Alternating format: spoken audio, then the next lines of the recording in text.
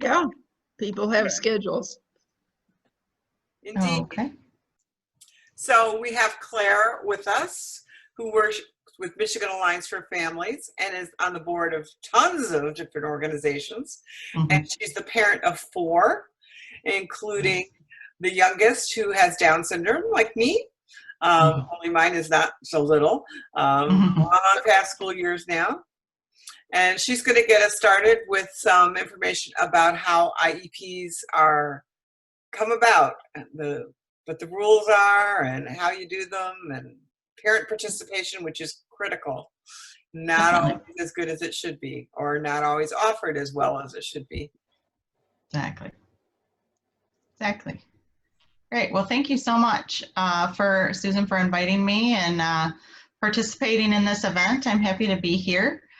Like Susan said, my name is, you'll see on my screen, Mary Claire, but my name is Claire Brick, and I am with Michigan Alliance for Families. And as she said, I am the parent of 4 children. My youngest of 4 was born with Down syndrome, and came as quite a surprise to our family because I was actually also a sibling of a sister with Down syndrome as well. So our family was twice blessed with trisomy 21. And so I call him my little guy, but he's not so little anymore because he's 15 and he's a big teenager. But so I've been with Michigan Alliance for Families for approximately 12 years. And what Michigan Alliance for Families is, for those of you that aren't familiar with us, we are the statewide parent training and information center for the state of Michigan.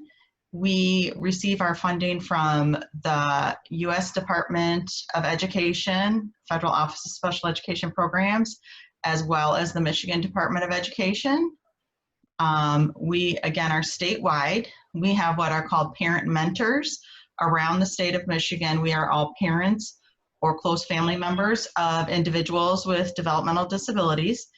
And our goal is to assist parents in helping them understand the special education process, understand the IEP process, and learn how to communicate with their schools to get the best supports and services for their student. So our focus is special education, but we like to position ourselves as resources within the community for parents. So we do connect them with other resources as well if they're looking for recreational resources, a dentist, a medical support group. We try to find out what's available within our area that we serve, which is also the area that we live, and support the families in that area. So today I'm going to be talking about the IEP process. I'm going to go ahead and share my screen, which is going to take a second. And I'm going to pull up my presentation. So hopefully you guys can all see this. So again, we're going to, I'm going to be talking about understanding individualized education programs. Now, we do lots of, as parent mentors around the state, we speak with parents individually every day, but we also offer workshops and trainings with our new reality of living within a global pandemic. We have shifted a lot of our live and in-person trainings to web-based trainings. This particular presentation is 1 hour long, but we also offer, IEP is the cornerstone, what everything about special education is based on. So we offer trainings on the individualized education program for as short as an hour and as long as a full day training. Like I said, we've previously had done in-person trainings, but we'd also done webinars. And so now we're really venturing into doing these web-based virtual trainings so that parents can still access our information and access our mentors. And you know, especially with schools starting back up again, we're doing a lot of research and making sure we're fully prepared to support those parents and figuring out what's going on in their school, how their students going to get educated, and get the best supports and services for them. So One thing it's important to know, we have a really wonderful website, Michigan Alliance for Families, and it has a lot of great information that on special education topics as well as disability specific topics. We have an 800 number that it's important to know that it is geo-routed around the state. So as a statewide project, inevitably, whenever I go to an event, I'll talk to someone and they say, oh, I have a sister or cousin who lives in Kalamazoo or someone who lives in Traverse City who could really use this information. And it's important for us to share that this 800 number is geo-routed. So wherever you have a friend or family member in the state, you can feel confident giving them that number and it will get them to the parent mentor that's closest to them. So it's routed, based on your phone number to the parent mentor that would be closest to that area. So you can feel free to give that website or phone number to anybody you feel would benefit from our information. Is it unique to Michigan, or is this like a national effort and this is the state? So Michigan Alliance for Families is the, every state under IDEA, the special education law, has a parent training and information center, a designated grant-funded parent training center. So Michigan Alliance for Families is our parent training center. But if and I've actually directed parents who have, I had a parent I worked with who moved to California. I directed her to we refer to as the PTI, Parent Training and Information Center for the state of California. So yeah, if you Google the state and parent training center, you should be able to connect with whichever one, or if you know somebody from another state and talk to your local parent mentor here, we could probably figure it out for you. There is somewhat of a network where they're grouped in cohorts and things that are connected together, but it is because it's federally funded. Portion of it is federally funded. This is something that's available in every state. It just is called something different and looks different in every state.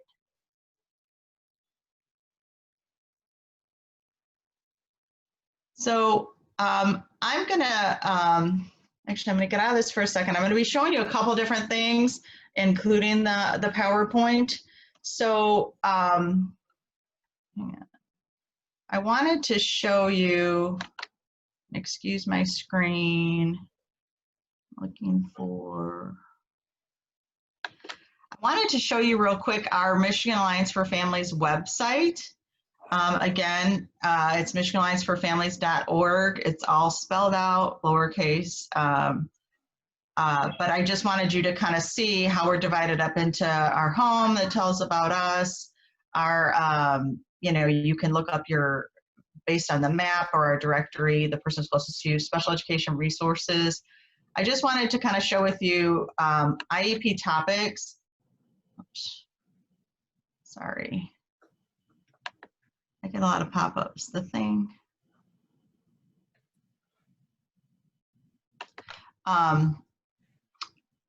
So under IEP topics, if you scroll down to IEP checklist and click on that, this screen is it's a really great for parents who are going to their IEP to prepare. It's gonna show a document called Developing Your Child's IEP.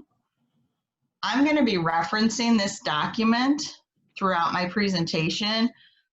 Because of accessibility, we were unable to send it, but I wanted to make sure that you all knew where you could find that document.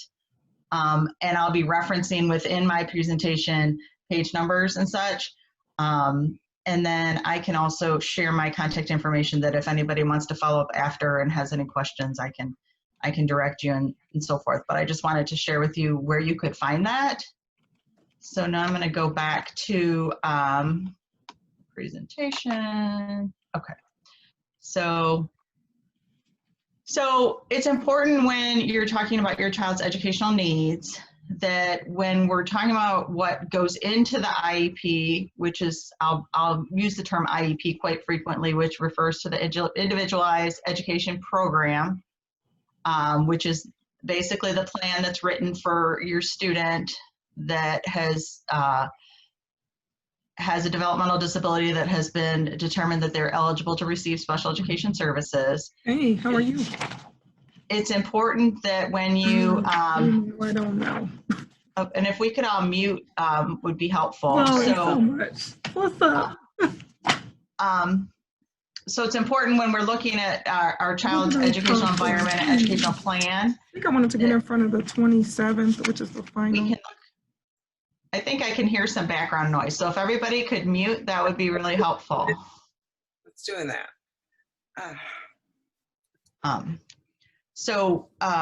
When we're looking at our child's educational program plan, it's important to understand that when they're writing that plan, it is about accessing special education services and supports in these three main areas: the general education curriculum, extracurricular activities, and non-academic activities. A lot of people, when they think about this education plan, they're thinking about the academics and grades and classes and that kind of thing. But it's important for parents to understand that that plan will carry them into all three of those areas. And so when we say general education curriculum, in the state of Michigan, we have one curriculum. That's the general education curriculum. There is no specific special education curriculum or general ed curriculum. All children, first and foremost, are general education students first. So they have to have access to that curriculum and have the supports that they need to participate and have access to that. And when we talk about non-academic activities, it's important to realize that we're looking at the parts of their day that are not attached to any type of curriculum. So riding to or from school on the bus, walking, passing in the hallways between classes, lunchtime, recess, all of those unstructured times can be a time when it's possibly the most difficult for students with disabilities to participate and be successful. So they can receive supports and services to be successful in those types of environments. When we talk about extracurricular activities, what we're talking about is anything that is outside of the regular school day, but school sponsored. So it could be yearbook or marching band or a sports team or a club. What we're not, sometimes it gets confusing, especially one example that comes up quite a bit is a lot of times Boys and Girl Scouts may take place at the school, or maybe a before and after daycare may take place at the school, but they're just contracting with the district to use the space. They're not sponsored by the school district. So those particular examples would be something that would not be applicable to the IEP supports and services, but pretty much anything else would be. So if you have any questions on that, it's just a matter of asking, if this is school sponsored, is this something that's applicable to the IEP process? So IEPs are written to ensure success in, and two key terms that are used quite frequently, and it's important for parents to know when they're talking about the IEP process, is when the school writes this plan, it is their offer of, a lot of times referred to as FAPE, free and appropriate public education. So what that means is, there's no cost to the parents, it's appropriate to meet the needs of the student, and it's in the public school environment. When we talk about in the least restrictive environment, again, going back to all students are general education students first and foremost.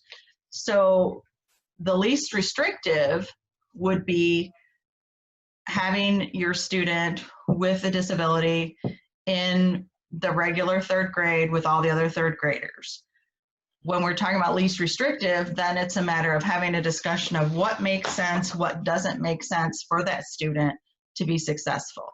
And then we only step back from that fully least restrictive environment, the general education environment, when the needs are greater than, then that student can be successful there. It's about having them in that general environment, providing them with the supports and services they need to be successful there, and only looking at alternate environments, if the need is great enough that that's not working to ensure success for that student. So when we talk about individualized education program, these 4 bullet points are really the 4 cornerstones of the IEP program. The first one is the present level of academic achievement and functional performance. A lot of times you'll refer to it as the PLAF or the present level statement. Next, we look at goals and objectives, accommodations and modifications, special education programs, and services. So these are the 4 main areas that your IEP should be broken down into the document when the plan is written for your student. So this sheet, we actually use this quite a bit when we are doing our live and in-person trainings. It's a really great visual for parents to understand how the process is supposed to go. Each one of these cornerstones builds on the previous. So first and foremost, you're talking about the child's needs. So you're looking at the present level of academic achievement and functional performance. A lot of times when we have families talk to their schools about their child struggling in school, they're really, they're talking about the grades and how they're doing academically. But it's important to look at the whole child and talk about functional performance. Going back to what I was referring to, talking about passing in the hallways or traveling to school on the bus, a lot of students, depending on their disability and how it affects them, may do fine academically or, be on par with their peers, but it's that functional performance piece, those social skills, those, the personal interactive skills is where they really struggle in their day with the structure or with the environment or, sensory or all kinds of things. So it's very important to be talking about the whole child and talking about their academics, of course, but also their functional performance. So this section really identifies what the child's needs are. From there, then we move to goals and objectives. Once we've identified what the child's needs are, then we need to look at what skill or behavior does that child need to learn. And that's what's written in the goals and objectives. Accommodations and modifications are then considered next. So once we've identified the need and what skill needs to be learned, what things can we put into place that can accommodate or modify the environment to help that child be successful? And then lastly, what we want to be looking at is the services and the program. So this is where you'd be having that conversation of where that education is taking place. What type of classroom? Is it the general ed that they can be supported with the right accommodations and modifications? Does that student need to be in a smaller group environment? This is where you'd have that conversation. And then again, programs and services like occupational therapy or social work or physical therapy, speech therapy, those kind of things. This is where you'd be adding that information. So I'm just going to talk a little bit more about each one. So again, the present level of academic achievement and functional performance, the key part is just really understanding that it's looking at both, both needs, the academic need as well as the functional need. Here's where I start talking about that document that I showed you a little bit ago from our web page. And I think I sent these to Susan, and so she can send these out to you if she has not already. But when you're developing that present level statement for that child, talking about what their current skill levels are, you really want to see in this section of the IEP, you want to see written what your child's strengths and weaknesses are, what helps your child learn, what limits or interferes with your child's learning, objective data from current evaluations. So when we say current, we want information that's within 1 year's time. We don't want to see a report from 3 or 4 or 5 years ago. We want to see, current information. And it's evaluation data, but it doesn't always have to be a big report. It could be examples of your child's work. It could be objective feedback from your child's teacher, as well as, spelling tests or assignments and that kind of thing. And then you also want to see reflected in this section how your child's disability affects his or her ability to be involved in and progress in the general education curriculum. Again, all students are general education students first, so we need to be looking at that general curriculum and how that child can be involved in that and how it's impacted by their disability.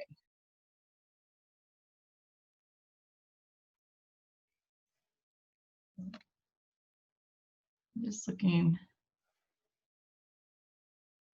If anybody has any questions while I'm doing this, I'm just kind of looking up at the chat to see if I can see if anybody has any questions. So you can. I'll be glad to monitor the chat for you. That'd be great.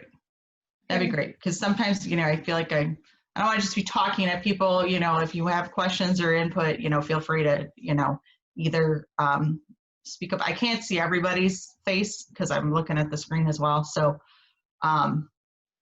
again, moving on to goals and objectives, it's important to have that present level statement, have a real true reflection of your student, because from there is when we determine what skills your child needs to learn. These are annual goals, so they need to be written to be hopefully achieved within 1 year's time. And they have to reflect what's written in the present level statement. So if your present level statement says you have a student that's in the 5th grade and they're reading at a 2nd grade 6-month level, then that would be a clear indication that there would be a goal written for reading around what the needs of that, what specific aspects of reading that child needs to work on to improve and build their skills in that area of reading. So the goals should be reflective of what's in the present level. You don't want to see a goal that has not shown any kind of mention in the present level statement. And then underneath those annual goals, then there's listed 2 or 3 short-term objectives with the objective to achieve that annual goal. So when you're looking at those goals and objectives, what you want to see is who's going to achieve that goal. It should be the student, obviously. What is that skill or behavior they're actually working on? When we're talking about reading, are we working on their vocabulary? Are we working on their fluency? Are they working on their comprehension? What's the skill they're working on? How and in what manner, what level are they working on? So, is it in reading paragraphs, the student's going to be able to read more fluidly 3 out of 5 tries or something along those lines? Where and in what setting? Obviously, the goal would be in the general education environment, but if we're looking at a different type of goal, maybe something along, a goal that's related to either occupational therapy or speech therapy, where might be, this might be something that student needs to be pulled out and worked individually with the speech therapist. So, you want to be looking at what condition and what setting that's actually going to take place. And then when is by what time. Ultimately, each goal should be written to be achieved within 1 year's time. Some goals aren't always achieved within that time, but the idea is that you want it to be something achievable that potentially could be achieved within 1 year's time. So it's important when you're reading your child's IEP document and reading the goals, you should be able to mentally answer these questions by reading the goal. So progress goals include specific people that are involved in achieving these goals, or are they generic goals? Well, usually they're not. No, they're goals for the student themselves, And then it won't necessarily be, it'll say the environment more so than a specific person. Because even if it's a speech goal and that student gets speech services, they may see the speech therapist once a week for a half hour. That doesn't mean they only work on that goal once a week for a half hour. Everyone who supports that child as an IEP team member, whether it be the teacher, if there's a paraprofessional in the classroom, if there's general education teachers, special education teachers, everyone should know those goals and incorporate and work on those goals throughout the child's day. So maybe they're working with that speech therapist a half hour a week, but if the others know the goal, they know, if that student's working on a TH sound, they know in the general classroom, they're going to make sure they work on that as well. So it's more about the actual the goal and the environment of where it's worked on than the actual specific person, because those people could change. You never want to see anybody have a specific name, or you might have a title or something in an IEP, but you don't want a specific name of a person, because from year to year these IEPs are written for a year's time. And if a teacher's out on medical leave for 6 months, then you have to rewrite the whole thing to put another person's name in it, that kind of thing. So, so again, when you're talking about these goals, they're required to be monitored for progress.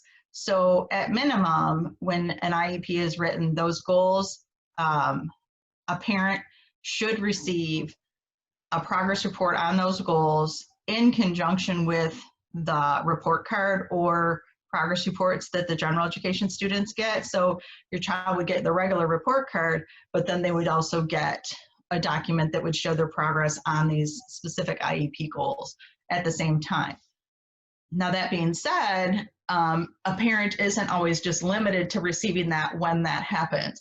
If you've got a child that's working on a specific goal that you want to, if it's an emerging goal or something that you feel like they're really close to achieving, or maybe a behavior goal that you really want to, get on top of, as a parent, you can say, once a quarter is not enough for me to know how the progress is going on these goals. So you can request progress reports on those goals if you want it once a month, or if you want it every 6 weeks, to see, if what they're trying is working. Do we need to change up the goal? Do we need to change the expectations? That kind of thing.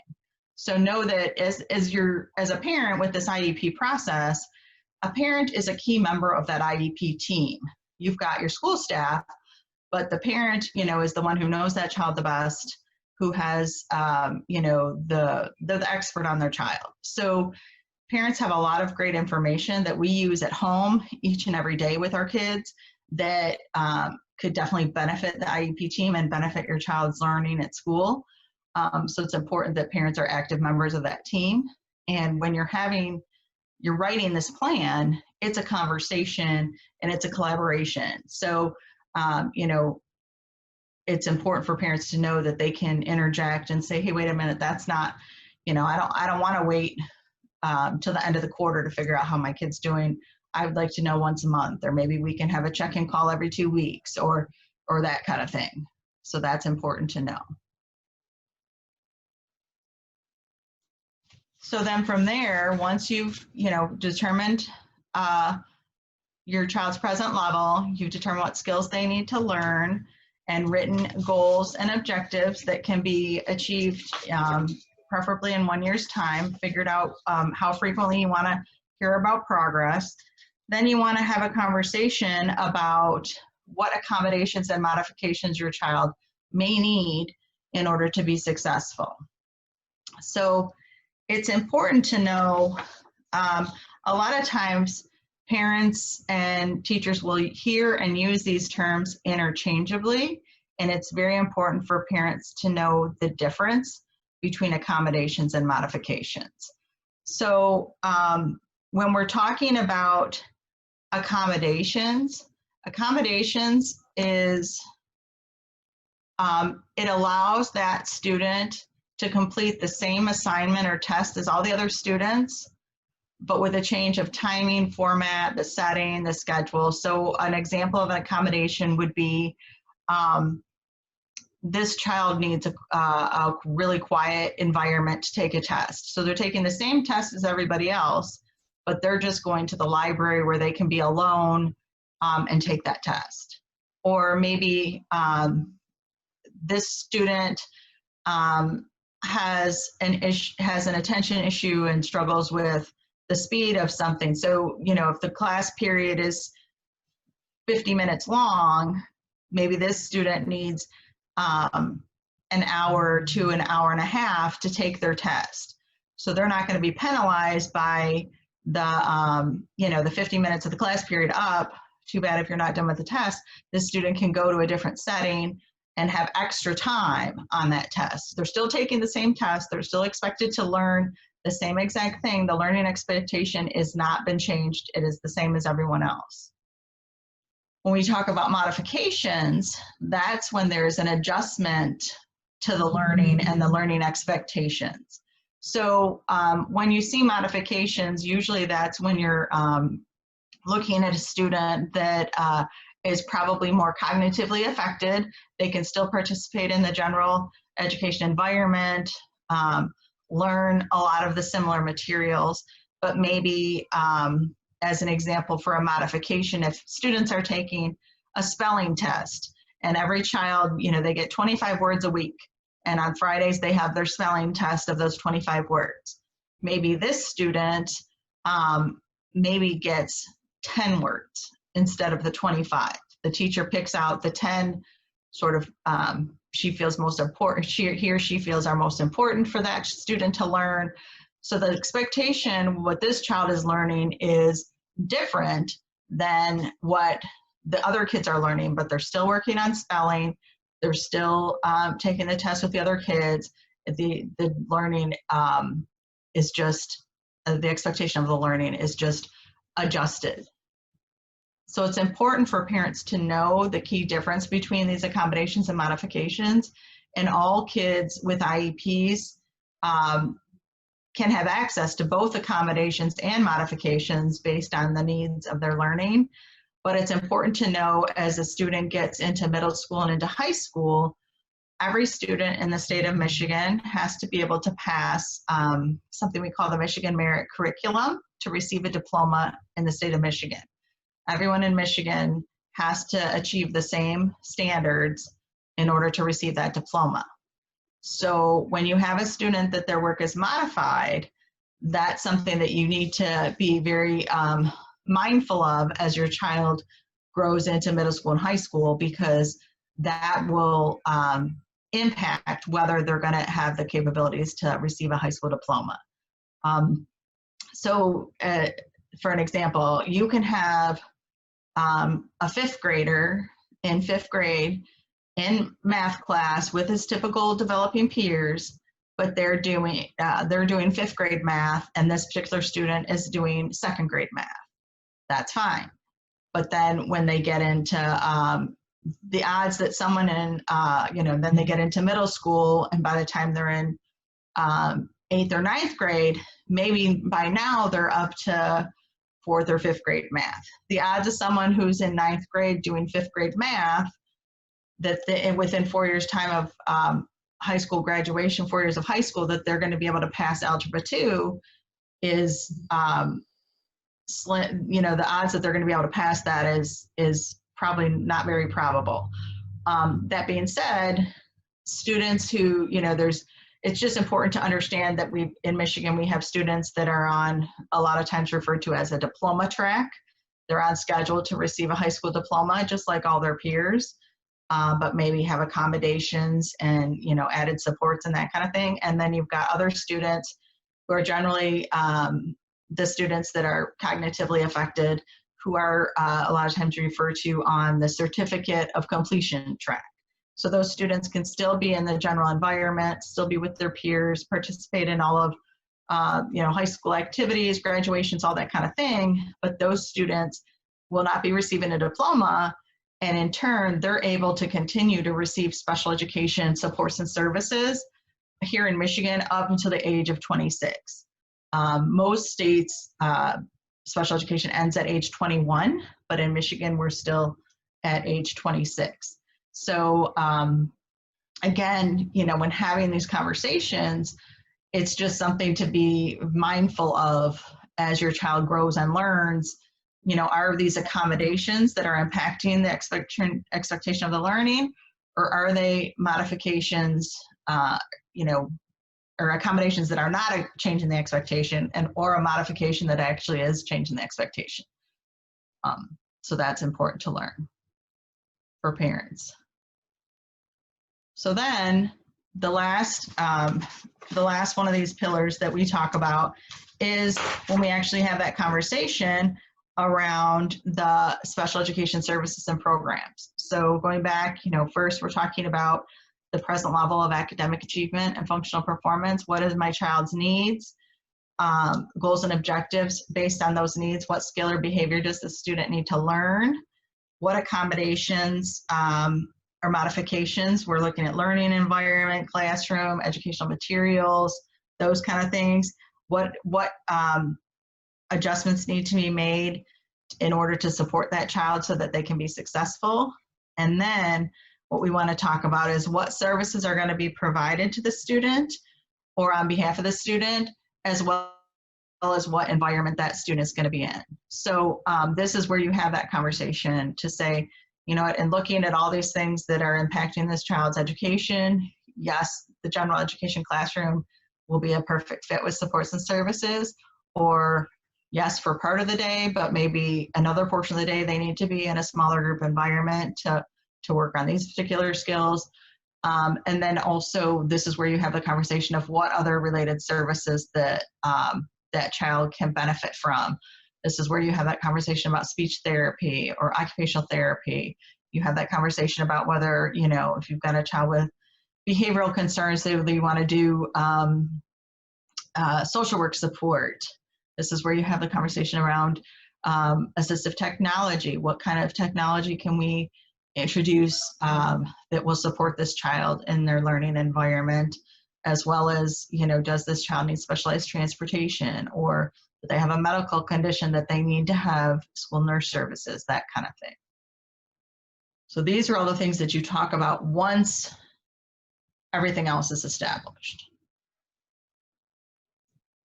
So again, you know, what I'm doing today is really an overview of the IEP process. Luckily, on Michigan Alliance for Families, on our website, we have webinars.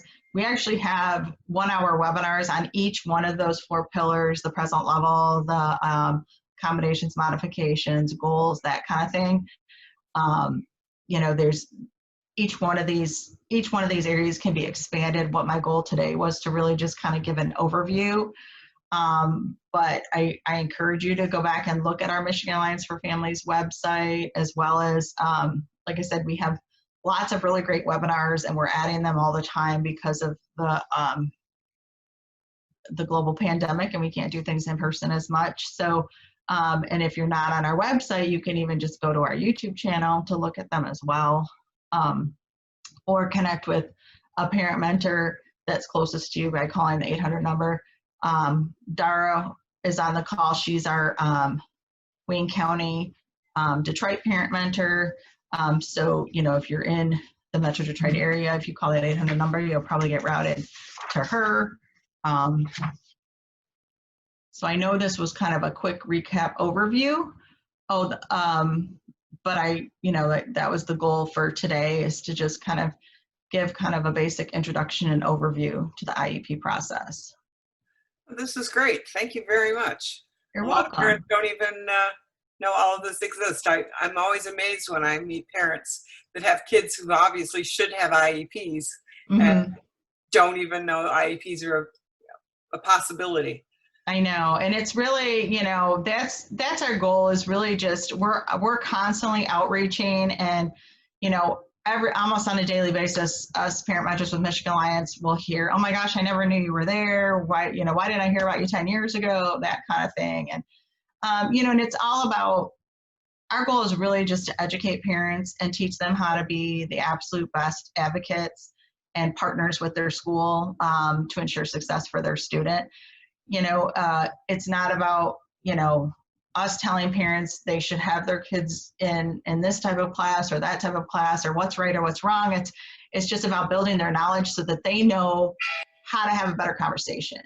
And parents don't know what they don't know. And unfortunately, schools, have enough on their plate and they don't have the time to go through these processes with parents on a daily basis, or even at that IEP meeting, they're so constricted of time.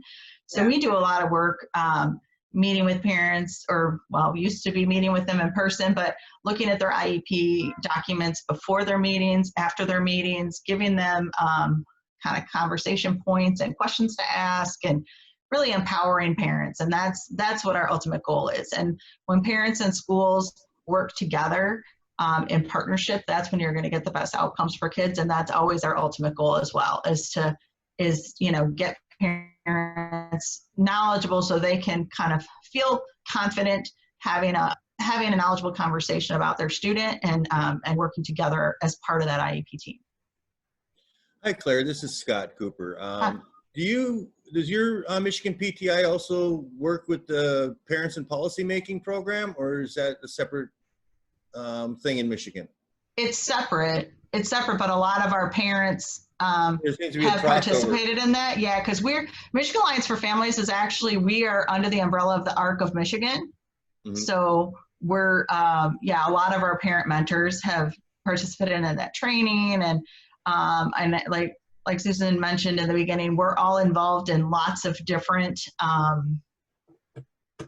committees and organizations around the state. And it really is we're all parents and family members of individuals receiving special ed. So it really just depends on what, our interest and level of expertise is. Like I started this work when my son was only 3 years old. So I actually am currently, I do trainings, but I'm currently the early on liaison. So I'm involved in a lot of early childhood type of stuff and early on type of committees. We have other parents who have, older kids and, do things with transitioning and those kind of things. But a lot of our parent mentors have participated in that training. And The reason I ask is I lost contact with Charlotte Desjardins.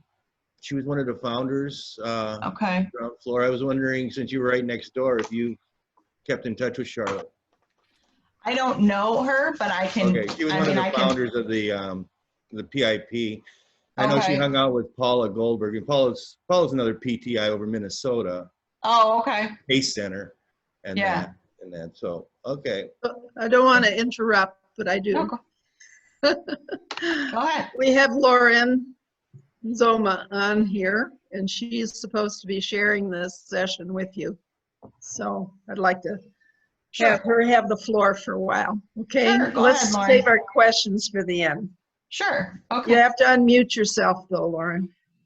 Okay, think I managed that task. Are Good. you going Hear to me? take over the, Okay. Are you going to take over the screen, Lauren? Oh, yes, I will. Claire, thank you for that. And I know I've been working recently with Kanika Littleton to see how we can collaborate more deliberately with the school system here in Detroit. That's awesome. Yeah, and I was happy to hear you say you did early on, so I'll likely reach out to you. Yeah, I'm the early on liaison. So yeah, definitely contact me, because I'm constantly trying to, I support a lot of our parent mentors. As parent mentors coming into this project, my son was in early on, but we've got other parent mentors who, depending on their child's disability or condition, we all come to special ed at different times. So my job is really to support our parent mentors to make sure they're fully understanding the early on process and can support those early on families. So Thank you. Yeah. Excellent. Lauren, this is Dara Wilson. I'm the Detroit mentor. I am going to be getting in touch with you very soon so we can collaborate. Okay, I'm sorry I missed the first part. Was I'm that? sorry, I said this is Dara Wilson, Hi. the Detroit parent mentor. I'm going to be getting in touch with you because I really need to collaborate and see, what we can do together for this school year. Perfect. Okay, thank you. Please do, and I'll leave my email address. Okay, so this is awesome. I'm happy to be here. I'm going to share my screen. Give me 1 second. And you were not introduced to us, so do you want to And introduce I will yourself? do I was that. trying to do that, Laura. You were No. get started. I thought you had the floor there. It's up to you. It's up to you. I roll with the punches. First rule of education: be flexible, right? So I can do. I'm trying to share my screen, so let me know when you can. You can. Did you make her a co-host? I thought I did. Okay. I'll do it Gosh, again. here we are. Yeah. Okay, great. Doesn't work. There we go. Thank you. Okay. Thank you. All right. So first and foremost, I'll introduce myself. My name is Lauren Nzoma, and I am the Senior Executive Director for what we call Exceptional Student Education for Detroit Public Schools Community District. And I've been here, this will begin my 3rd year with DPSCD. Immediately prior to this, I was the Assistant Director for Special Education in Ann Arbor Public Schools. And so I'm glad to be back home. So I titled my project, and I'm sure some of you have heard this, And How Are the Children? And so we'll get into the discussion around first celebrating 30 years for Americans with Disabilities Act, which is awesome. Yes, and that in my mind, as an institution builder and administrator, we're at the point now where we have to consider shifting from advocacy to advocating for agency. And so I want to talk a little bit about that and what that means when we talk about the larger school district in Michigan. So it's a different perspective, but I think you all will enjoy the conversation. So first and foremost, why am I here? First and foremost, I am a mother. Whatever I'm doing, I am the mom of 6 little people, and some not so little. I have about half of them in college or one who's graduated, living their own lives, doing their own thing.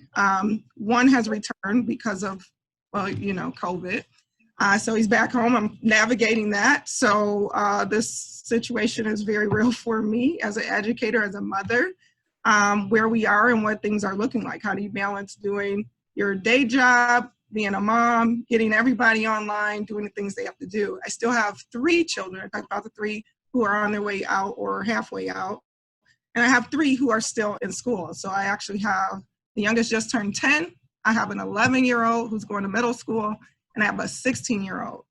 So that's a lot, right? So, but we all do what we have to do. So as a mother, I'm always teaching and learning. So I think they're not separate. I think they're all one and the same.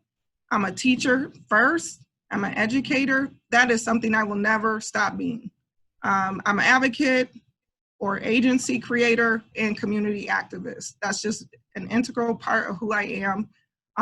Way before getting into administration for education, that is what I do. I'm heavily involved in the city in many ways, in many avenues. And I live here on purpose and with intention. I have chosen to stay in the city when many other people were leaving. Not that I don't have the opportunity to do other things, but this is where I belong, this is where I am, and this is where I love to be. So the opportunity to come back as a special education administrator has been an awesome experience. And many of you see the news stories, so there's a lot going on with our district all the time. There's not ever a dull moment. There's not ever any downtime, but I wouldn't change it for anything. This time in this period, I do believe you are where you're supposed to be, and I truly believe that about the current role that I'm in. So one point I have to underline is that we are the largest school district in Michigan. And to that end, of course, we have the largest amount of students with an IEP and or 504 in the state of Michigan. And that number is hovering right around 9,000. So the question is, and how are the children? So the term comes from the Maasai people of Kenya, and my last name actually is Kenyan. My husband, his family, they are Kenyan, so therefore, as he would say, I have African children, so half African, half African American. So They are half Kenyan. And so we travel to Kenya. My children are blessed in that way. They have a lot of family still in Kenya. And so this is what they ask. They ask, how are the children before they ask how adults are. They want to know where the children are in society, because that eventually tells you everything you need to know about how a community is functioning or not functioning. And so when we ask that question, and how are the children in relation to education, right now we've got some digging to do before we can give the affirmative answer that they are well.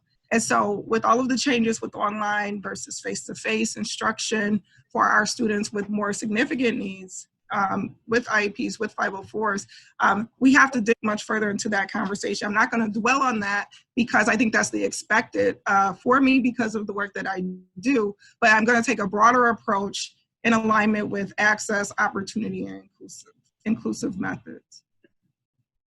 So here we go. We've seen this type of conversation before where people affirm people by what they see or what's visible or what is different to them.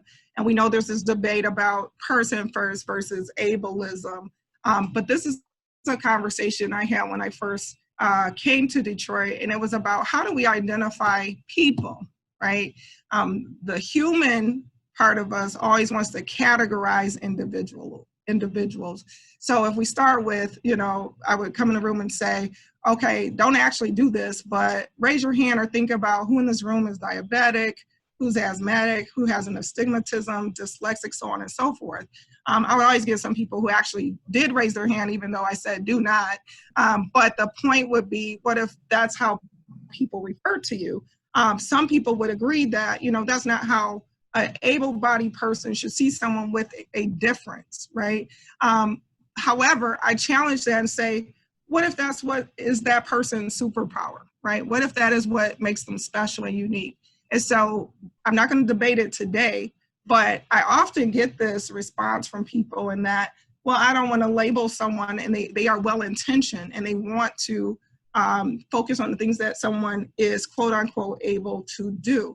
I always give them the feedback that you are looking at it from your perspective in terms of you being an able-bodied person, and you're seen as a point of pity, and so we want to be careful about our language. So this is just a point to challenge when we talk about if you're advocating versus providing agency opportunities for individuals. So I'm setting a stage. Trust me, just flow with me. So here it is. Person first language, do we use it? Do we not use it? It's controversial. It is. And like I said, well-intentioned individuals are using this term. And so we don't want to go there. We're not going there today. But we really do want to empower individuals to be able to share the things that they're prideful about, the things that make them who they are. So then I just go into a little bit about ableism. So it's clear I am an able-bodied person. We don't need to eliminate the conversation of someone being all those things that they are. Whatever makes you unique. Like I said, I'm a mother, I'm a teacher, I'm an administrator. All those things make me who I am. I don't want someone saying, oh, I'm not going to talk about that thing because I have pity, because maybe right now people are looking at the COVID situation saying, well, I have pity on anybody who's in education right now. But you know what? These experiences are making us who we are. We'll get through them. So I challenge that. We do want to celebrate and bring diverse perspective to the conversation and to the table to speak, and people to the table with diverse perspectives to speak for themselves. So after 30 years, again, congratulations on 30 years, advocacy versus agency is, to me, the pivotal point that we're at. So I think the next 30, we talk about progression toward teaching agency and affording others the opportunity for agency. And that is really paramount to the work we do inside of school districts, inside of institutions as a whole. So the first 30 years, that has been a focus. It's needed. It is not that it needs to go away at all. Here's some of the verbiage or the descriptors that come up when you talk about advocacy. Protect, guard, support, defend. And what those have in common is that that means that someone else has to do the work for an individual or for a group or for a certain institution. On the other hand, the way I see the next 30 years is we move toward that agency. And what are some of the verbiage that come along with that? Self-determination, authority, freedom, support, responsibility, confirmation. And what's the difference there? That one is naming and defining oneself. So I do want to take a pause right here and just hear some of the thoughts that come up when we talk about this shift from advocacy to agency and empowerment of individuals. And you can take it from your perspective of the work that you do in your particular entity or your field or your line. I would love to hear what your thoughts are, just the direction I'm headed before we go to the next part. Well, a goal in, I'm Lauren Glover, advocate. Our Detroit is an advocacy agency for adults and children. Our goal in advocacy is for them to eventually be able to advocate for themselves. The big role, the big word in all the arts, and even in Wayne County, in Detroit Wayne Mental Health Authority, well, Integrated Health Network, is self-determination. That's right. Self-determination is the big word. You hear the self-determination, you know, we have self-determination groups, we do self-determination talks, we have peer mentors, that's people with disabilities who helping other people with disabilities reach self-determination. That's and right. be able to advocate for themselves. So what Michigan Alliance for Family does, they teach the parent to advocate for the child. Mm-hmm. When I come in, when a parent doesn't feel comfortable advocating, they call it advocate, and I go in with the parent. But the goal with us is to have the parent become the advocate for the child, and the child, as he grows up, to be an advocate for itself. That's right. A big part of what we do is in self-determination with the arts is guardianship. That's a whole different ball game. But a big part of whatever I do is helping people not become a guardian. Because when you're a guardian, if someone's your guardian, you're back to being 12-year-old. And I had people who the guardian told them they couldn't be a precinct delegate. So why can't he be a precinct delegate? Well, my guardian said I could. Well, you know, Mm-hmm. that's some of the issues we're fighting for, and having people living a self-determined life. We have another group or part of what we do called supportive decision-making, helping people with disabilities to make their own decisions. So this starts from, like the arts, like the kids that we see now, I still see when they're 20, 26, you know, forever. I like to say we're from 8 to 80. And the goal is to get everybody to self-determination. And part of what the peer mentors do is, like, you see a peer, well, I'm doing this, I'm doing that, and they're showing the other peer how to do it, how to become self-determined, how to live on their own, how to make their own decisions, how to do stuff for themselves. And another thing we do is we're person-centered plan. Each person has a person-centered plan. Sometimes I do facilitation for person-centered plans for adults. So that's getting, you know, how I want to live, how the person wants to live, how I want to, you know, live my life. Do I want to live on my own? Do I want a roommate? You know, I got to make these decisions. So that's a part of where we go. So that's a big part of self-determination, is a big part of what the disability community is working towards. Perfect. Yeah, and some of what you spoke of is exactly what institutions have to do, is create those spaces, support with the responsibility, the authority, the freedom to make those decisions. And so that for me is really paramount to this work, because we now talk about in the realm of education or school districts even, outcomes. We're now shifting toward being more focused on outcomes or outcomes driven, which we always should have. You know, it's like you say this is when we're going to put someone into a institution of, let's say, an IEP, right? Because it is an institution Right. structure. Right. We never talk about when someone may move out of that space or what may be the next step after that space. I mean, we have transition planning, so on and so forth. And so my colleague before me, Claire, I'm sorry, I forgot your last name, Brick, is it? She went through that process and she talked about some of those components. And so as a administrator for a district, and I have thousands of employees and then thousands, almost 9,000 students, you know, this work can be transformative. If we can get this right, if we can push the idea of agency, we can push the idea of creating a space for agency, and then also teaching our staff how to promote that for students, how to create more peer-to-peer models to support this work, that is transformative. And so, as you can probably see, I never do the traditional thing. Nothing about me is traditional, I say. And so I wanted to take this non-traditional role in the time of COVID when I could be talking about online versus face-to-face teaching and learning, because this work is what is going to move the masses forward, in my opinion, and from my perspective and my experiences. So I'll continue. Did anyone else want to add anything here in this space when we talk about a shift from advocacy to supporting agency?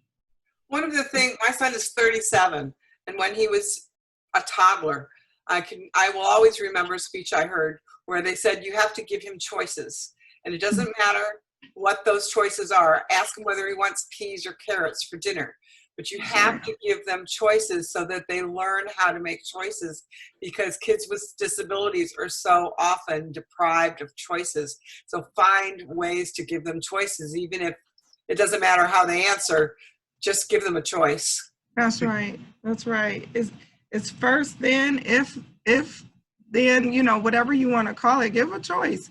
That's hard for people in a position of authority, whether it's parents or teachers who are used to saying, this is my room and I'm in charge of this room. And, you know, that is really hard to push that idea. I'm sorry, Laura, you wanted to say something? I was going to put my art education hat on. Because where can anyone find an environment where they can make choices by themselves? But in the process of creating art, dance, drama, whatever it is, that's exactly what we focus on in arts education. So, Yeah. Especially for kids in special education or exceptional education, as you say. You know? Yes. Lane, just jump in. they just Hey, Mike. they just excel. Yeah. They find themselves, and then they improve in other areas of their learning as a result. Correct. So I had to do my commercial. Sorry. I appreciate it, Laura. Elaine has been trying to jump in, so I will do so. Well, you gotta just jump in, kiddo. Elaine is a good example of what I just spoke about. All right. Well, you see, can I speak? Here I go. Yeah. Well, shut up then. This is Elaine Kolb, and this is the thing. I believe that one of the keys to all of the above that we've been talking about is use the resource of us elders with disabilities who have been here for years and years and years. Did I say years? Yes. Yeah. It's official. I'm an elder now. I'm 71. Okay. But this is the thing. You can't be something you can't imagine is possible. That's exactly it, Elaine. Right. And so the thing is to provide everybody, and people with disabilities, children with disabilities, adults with disabilities, family members, teachers, you know, people that belong to agencies and all that stuff, you know, some are good, some are, you know, like everybody else. Yeah. And, but the thing is, if you've never had an example that you've seen personally yourself and had to Right. acknowledge then it's really hard to imagine. Elaine, thank you so much for that segue, because now I'm going to keep going, and exactly what you're talking about is what I have to share with my Oh, good. I volunteer. I always volunteer, but I think Perfect. there's somebody that might take me up on it. Oh, yes, ma'am. Well, thank you. I will be following up with you, Ms. Cole. So this is a teach a man or a child to fish. You know, I was taking my little boys fishing. We went out to the trout farm out in Dexter this weekend. It was super hot. But they had such a blast. Once they got the hang of it, they were catching all kind of trout, catfish, and I could not stop them. And it was like, we are not taking all this fish home. But previously, I would like try to do it for them and show them, you know, what I know. And it's like, finally, the 10-year-old was like, why did you bring us out here if you're just going to do it? So it was like, you know what? I don't even need to do this. You guys are capable, you know? And also, I didn't know if they were capable because I really didn't create the space for them to try it on their own, right? But once I did, they were on it, right?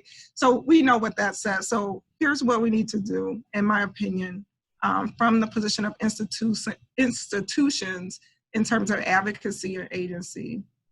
Here's the thing about other people's needs, right? To Elaine's point, you cannot tell people what they need. You have to ask the people who have a need, who have a perspective, who have a desire. You have to ask those people what their perspective is. How do you come with the answers to other people's problems? Short answer is you do not. You do not. So it is creating that space, offering the opportunity. So Elaine, I'll follow up with you very soon. All right, so yes, ma'am. So what can institution builders and administrators do, or keepers, however you want to align this to the work that you do? Check your own staff. If I am in charge of an entire division of this school district that supports exceptional students, gifted, students who are on 504 plans, or students who qualify for an IEP on that continuum of whatever one of those categories may be, how do I have all staff that look just like me, right? How do you do that? That's in terms of ability, that's in terms of ethnicity, that's in terms of all things. How do I have a staff that does not reflect the needs of the people that I'm serving, right? So I think as an administrator, that's one of the first things you can do. And I'm not saying you go in and fire folks, but I'm saying you look at when those opportunities present themselves, right? You look at ways to engage and to bring in people that reflect the need. And then you train your staff. You train your staff not to ever be comfortable with being comfortable. I think that's the first thing, right? So you train them on what is current best practice in a particular area. You bring in people like Elaine, you bring in people who have specific needs or have a specific position, and you ask them, what do they think people need to know about, right? That's the way you do that. That can be a survey, you involve your stakeholders, so on and so forth. And then you review and you revise missions, visions, policies, and you bring in a diverse committee to do the review and the revisions. You don't just say, oh, it's 5 of us and we're all at the table, and this is what we're doing, and so this is what we think is best. No, you have to get the input and the feedback from your community and those stakeholders. And then to me, this is important to establish committees that keep the work in front of you. If you're the administrator, if you're the institution builder or sustainer, then you need to keep what's relevant in front of you. And you need to understand and be okay with the fact that it likely will not always be what you think it should be. And you have to have space in order to do that work, that type of work, where you're okay not being right, or you're okay not being the person who decides everything. So you can lead or you can be the boss. And I always say that when people say, hey, boss, do not ever call me a boss. That's nothing I ever wish to be. Yes, I am responsible for a division. I am responsible for a lot of people, but I need to lead the work, but I also need to work with people. So for me, that involves the work that I'm doing right here, right now. And so I always say this, be comfortable making other people uncomfortable, because we get comfortable, that means something that you're doing, I guarantee, is not right. So question the status quo. Check what always has been. Create and then hold space for others who don't share your view, who don't share your perspective, who have unique experiences. And that's when we're able to shift that agency. Like we're shifting to agency versus you doing something for someone that you believe needs your help. And so I am challenging all of us to this task. And then challenge and retrain yourself and those in your charge or your care. Make sure that that is something that stays in front of you all the time. And many of you have interacted with Detroit Public Schools Community District before, when it was Detroit Public Schools. Nothing is staying the same here. And that is in many ways a very good thing. Nothing is staying the same. I had to work a lot with staff for them to be comfortable being uncomfortable with sitting in an IEP meeting and people saying, this didn't happen, that didn't happen, this wasn't correct, so on and so forth. And people had to remove their emotions. And I would say, hey, what are you upset for? It's true. You know, it's like, yeah, that's true. And it might not feel good, because I do believe everybody comes to work and they come to the work that they're doing with good intention. But good intention, well, there's a lot they say about good intention, right? So we have to do the things. We not just be well-intentioned, but we have to do the things. And sometimes those are the things you may not know to do. So what do? You have to listen and, again, hold that space and be okay with not being right all the time. So to me, these are really important points, and I just need to make sure I highlight those for you. And so the question was, and how are the children? Well, the children are well. And when do we know they are well? We know they're well when there are outcomes that support, and we have data that supports that they are well, when they are leaving from school systems and they have options for vocation, they have options for living arrangements, they have options to do the things that that they like and that they want to do.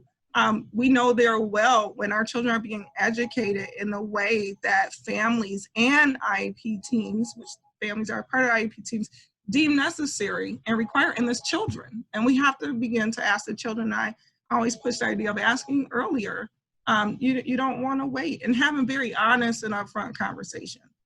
For me, it's always about this. It's always about constantly and critically opposing policies, legislation, and practices that further what has been, without question, always. When I sit at the table and I'll hear my boss say something, and I'll say, okay, that sounds real nice, but what about?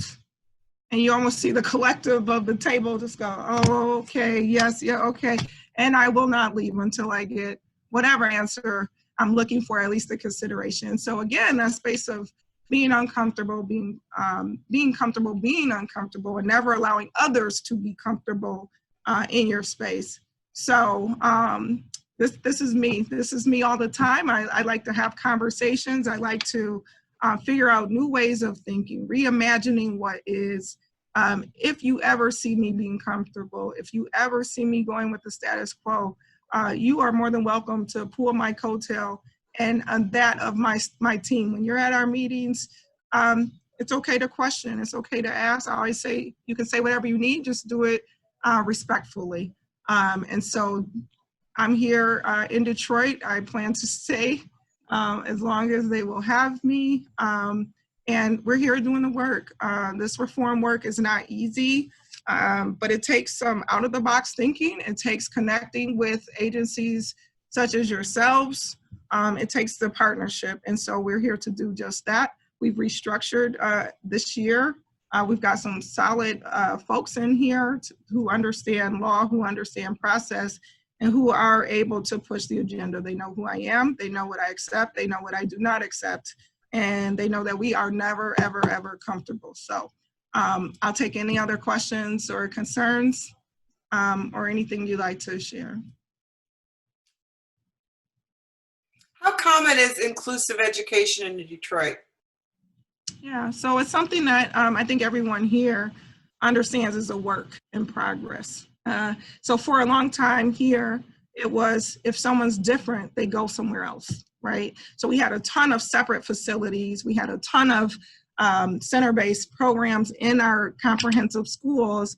And so one of the first things that I did here, which first of all, you can't leave from an office. I don't believe in the administrators in a tower, but I'm in buildings. And so one of the first things I did was spend my time in buildings. I would go in classrooms, I would sit down, I would look and I'd observe. And, you know, it's really funny because teachers here are very union focused, and they would say, do I need my union rep? Why is the senior executive director in my classroom? And so I'd say, oh, no, this is just a part of what you're going to need to get used to, because this is how we make change. This is how we help everybody get on the same page. And more importantly, we help our students and our families. So is it inclusive? We're working in a lot of spaces to do just that. That involves setting up a district-wide MTSS, which I have to say I declined to take full responsibility on, because I needed them to understand it's a general education process, right? So that there's tiered interventions that need to happen before you refer children to a special education evaluation. And that was something that was a little disjointed across the district. So we started there. That is moving forward as a district-wide initiative. So when we talk about inclusion, I think that's the first thing, is that we make sure that evaluations are appropriate first and foremost, and not just something you do because someone needs help. So that's the first part. The second part is doing thorough program evaluations for our students. That means taking samples, random samples by program, and looking at their evaluations and doing educational benefit reviews, where we're looking at how did a child end up in this particular program, or why has this child been in a program that really no longer exists across the state. If you're familiar, we had a program called Learning, it was an LD self-contained program. So what is that? You know, so when I came in, I said that's not something that will continue. So we moved forward and eliminated that, giving more opportunities for work toward high school diplomas. So those are some of the things that we're putting in place. We're also, we've become a START district, so statewide autism resource training through GVSU. Those are some of the more inclusive practices. As you know, those are practices that are not specific to ASD self-contained programs. It really focuses on training administrators, general ed staff, and providing those interventions in a less restrictive environment. And so that includes the peer-to-peer model, so on and so forth. So we are becoming, that's the answer, Susan. This is Claire again. I was just gonna chime in about inclusion. You know, it's a really interesting, that's something with us at Michigan Alliance for Families under the umbrella of the ARC organization, where we very much promote inclusive education, inclusion in our communities, and that kind of thing. And what I found over the many years I've worked for Michigan Alliance for Families, you know, really it still goes back to really, really teaching those parents to understand what it is, because I've said many times, I have parents who come to me fighting just as hard to have their child stay in those segregated environments as they are to be out of it, because you know I think school districts have done things, and I'm not talking specifically about Detroit or anyone specific. I mean, this happens all over the whole state. There's just things that we do because this is how we've always done it, and so we continue to kind of go along. And then if parents don't know that there's a different possibility, that you know, as their kids come up, they think, you know, oh, they've got autism, so I need a teacher who has that expertise. I need to be in that environment and that kind of thing. Not really, you know, kind of going back to what you were saying before, you know, our goal in teaching the parents is also to help them look at the big picture of, you know, the reason our kids are in school is, yes, to learn those academics, but it's to learn how to be a productive community member in the world. And, you know, I've said it once, I've said it a million times, there isn't a Target for autism. There isn't a, you know, Fairlane Mall for autism or whatever, you know, so, or, you know, Down syndrome or whatever. So it's, you know, our goal in having our kids in an inclusive environment is to really teach them how to be around all different types of people, you know, hopefully be able to work in the world. But you know, it goes back to educating those parents, because a lot of parents, you know, we don't know what we don't know. So if we grew up historically thinking those kids go to a different room and Right. that's where they're going to learn best, then that's where I think my kids should go until someone teaches me something different. And so, That's right. you know, that's Yeah. a key component of us, you know, really, I think a lot of schools have been, districts have been allowed to do it that way for so long because parents also have not asked for something different. So, you know, That's the right. schools should be, you know, working my more experience- toward an Now you're inclusive, breaking up. you know, environment and that kind of thing. You're breaking Yes. up, Claire, but I get the gist of what you're saying. I think you're Sorry. frozen. Someone's Yeah, like, it's interesting. Inclusion has been different. I mean, Oh. it goes back a lot of years. But my son was in inclusive education through 11th grade and was always accepted, never bullied. When we moved to a new school district when he was in 12th grade, and they would not allow inclusion. And they said, well, he'll be bullied. And sure enough, they're right. He started there and he was bullied. He was incessantly bullied, not only by the kids, but by the teachers. mhm. We didn't stay in that school district for very long. So sometimes I think it's a whole environment that has to Right. support inclusion. Well, and because in that new Absolutely. school, because in that new school district, those kids, you know, and when I talk about inclusion and give presentations on that, I always talk about the benefits to those typical developing peers. That's You know, right. these are our future doctors and you know, lawyers and you know, professionals who are going to be accepting our kids. So if those students, I feel bad for them, because when your son got there in 12th grade, they hadn't been exposed to anybody different and didn't know how to be with him. And so, you know, my son was in general education primarily from kindergarten through 7th grade and 8th grade. We moved districts and he was in a special ed classroom for the first time, part of the time. And that was not my choice. And it was, you know, different circumstances in that. But, you know, talking generationally, you know, my sister was born in 1964 before she even had to go to school. You know, it was you know, that was an accomplishment to be allowed to go to school. And when I started talking about inclusion for my son, my parents it scared them to death, because they said, you know, they didn't understand. They said, well, those special ed teachers were a godsend to us, and didn't understand that, you know, just because you're not in a special ed classroom doesn't mean you don't get the specialized, you know, services and sports and that kind of thing. So Thank You know, you, it's- Claire. The problem really is systemic throughout the whole education system, not just in special education, but we That's do right. this. We put everybody in a box. That's right. And I was a gifted and talented consultant for quite a while for the county of Macomb. And, you know, you put all these brilliant kids over here and then you give them all kinds of agency. And I kept saying, why aren't these programs good for everybody? Right. You And you know, know what, so- Mike? That's good. That's good. You know, actually, I always say I was bamboozled to this position, to get into this position, because I left Ann Arbor on the premise of coming to Detroit to be over gifted and talented programs. I have two sons who are identified as gifted. And so, Mhm. yeah, come on over, you do gifted and talented. Not even a month later, Dr. Vidi's like, so, let's talk. And I was like, what? So, gifted and talented, that's absolutely right. And that's part of the reason we went to exceptional student education, because it's the Mhm. entire gamut of exceptionality. It's the entire continuum of services and needs. And so, Right. if you don't know, I also hired an executive director for gifted and talented programs. And she is actually, she is on the e-board for the Michigan Association for Gifted Children. Her name's Kimberly Solomon. She's fantastic. Oh, yeah. And so that is a part of this work and agency that's required. You're right, they do give agency, but here in Detroit, due to a lot of other factors, right, even giftedness looks different. Even program different. Why? Access, opportunity, you know. So there's a lot of work we're doing there as well. I won't even go into that, but we're partnered with Roper. We've got a partnership there where we're training DPSCD and Roper teachers together.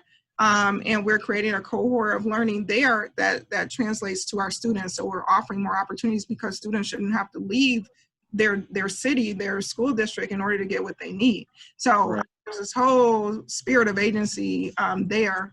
But yes, no, you're right, Mike. Thank you for lifting that. Yeah, Okay, and I'd like just to in jump every in. classroom, it's like that, you know, we teach to the middle, we shove information into people's heads rather than allowing kids to explore and fail and learn from failure, you know? It's just, That's there's right. no agency in the system at all. That's right, in and that's urban our job. education, yeah, and in urban education, it really scares me. So the Yep. more a kid struggles, the less agency we give them, and the more we That's shove right. down his throat, you know? It's That's right. exactly the opposite of what we need. We're changing that. You, Okay, I'd now, like to Elaine, say go ahead, something. Elaine. Hello, yes. I like things that are historical, historical, and slightly hysterical. And I think it's important to take a big view of the whole concept of education. Mhm. You see, it wasn't that long ago that women weren't supposed to get educated because it would mess up our reproductive system. Did you know that? Yes. It was official. It was official. It would harm our reproductive systems, especially math and science. That's What true. would you possibly do with that information anyway? Right. So anyway, I'm just saying that there's so many things that if you take the, you know, long view as to how things have happened.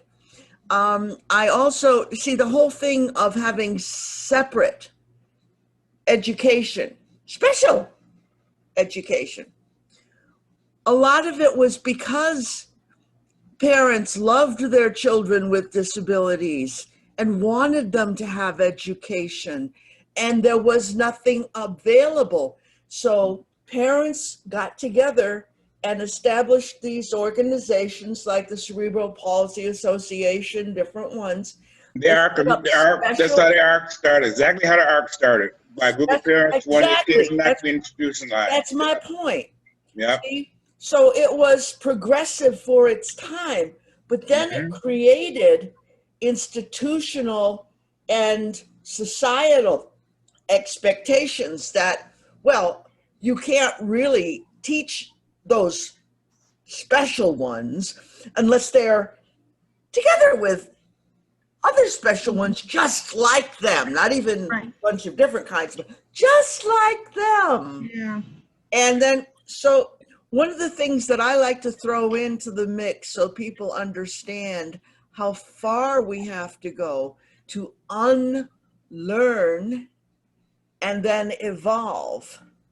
Even those of us who are very much involved in all of this and are committed, all of us still have to unlearn some things because it's insidious.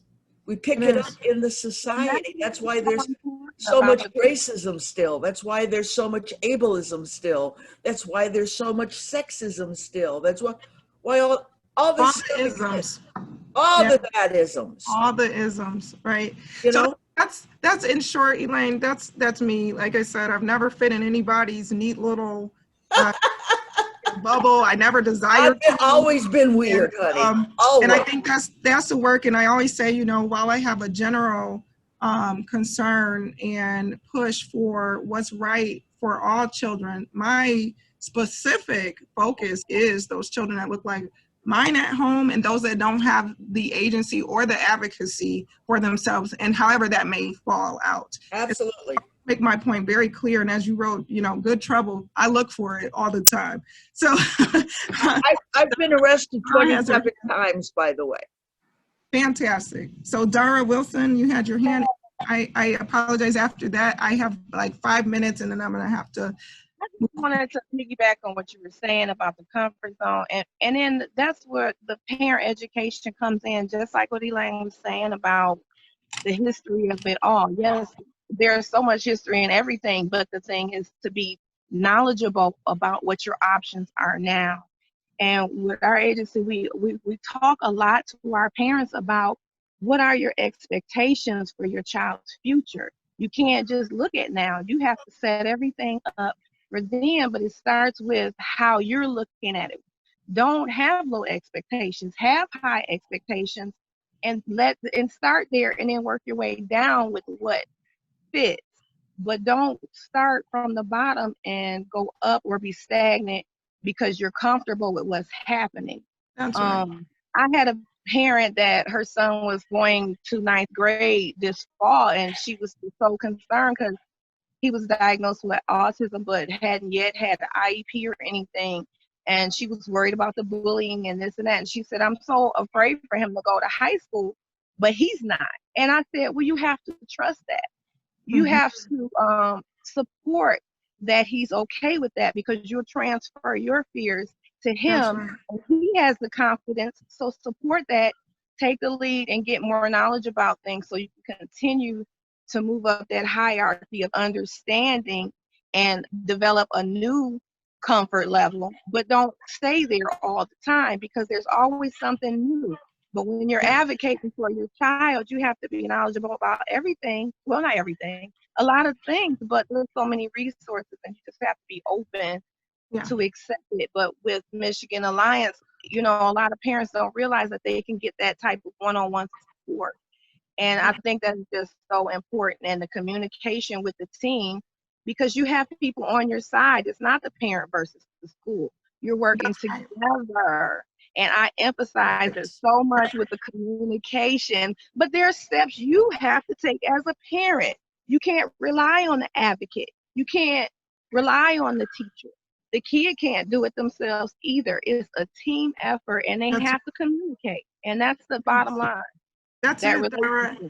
I appreciate that. And so I had invited, I sent it out, and maybe Kanika shared it out with the group, but we've been hosting parent Q&A sessions for reopening of schools, because, you know, I get murmurings, which, you know, there's questions they have that are unique from the larger group. And so, you know, it can just completely send folks down rabbit holes if they're in a larger group and they start asking questions, or they're missed, right? So we'll hold the fourth of 4 sessions on the 27th, and I'll share that information back out. So if you all have parents you would like to have them join on, but it's answering questions and giving answers in real time for our families. And that's it, communicating back and forth, ramping up what that communication looks like. So DBSCD also has a FACE, they call it FACE, Family and Community Engagement Division. And that Family and Community Engagement Division, their sole purpose is to engage with families, to hold sessions, workshops. So I'm thinking we bring in Michigan Alliance for Families, we bring in the ARC.